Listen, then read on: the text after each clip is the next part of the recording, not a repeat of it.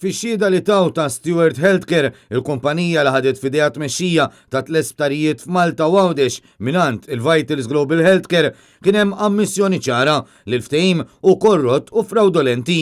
It-tlieta wara nofsinhar fil-qorti komplit il-ġlieda legali mibdija mill-ex kap tal-Partit Nazzjonalista Adrian Delija biex il-Maltin u l-Awċin jerġgħu jieħdu lura f'idejhom it-tliet sptarijiet pubbliċi.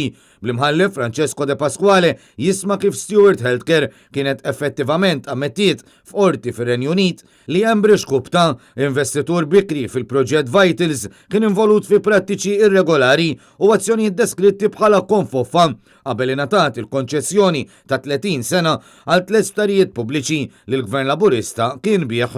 L-avukat Edward De Bono li qed jidher għal Adrian Delija qal li mill-aħħar seduta id-deputat nazzjonalista sar jaf li ta' Stewart ippreżentaw rikors kontra Medical Associates of North Virginia u dawn ikkonfermaw li kien hemm prattiċi irregolari marbutin ma' dan id-dil tal-isptarijiet. L-avukat De Bono qal li hu essenzjali li l-qorti kollha dawn l-atti f'idejha li jgħidu li fl-2017 meta bilkemm kienet għadha għaddiet sena mill-bidu tal-konċessjoni derbiċċa li l-kumpaniji kienu qed ibatu biex jissodisfaw l-obbligazzjonijiet tagħhom u li kienu f'pożizzjoni ferm prekarja. Adrian Delija qal li dan kollu qed jipperikola tmexxija tal-isptarijiet b'effetti katastrofiċi fuq is-sistema tal-kura tas-saħħa f'pajjiżna. U għalhekk insista li dawn l-atti għandhom jagħmlu parti minn din il-kawża għax huma prova li d-deal kien korrott u li dan qed jiġi konfermat minn Stewart stess.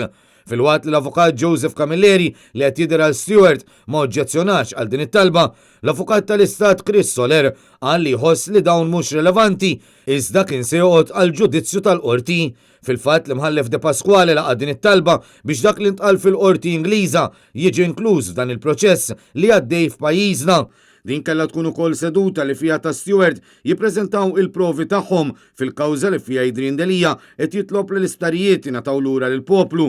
Iżda ta' Stewart ma marrux il-qorti b'Adrian Delija jgħid li din konferma oħra li m'għandhomx provi u allura prattikament ammettew il-ħtija.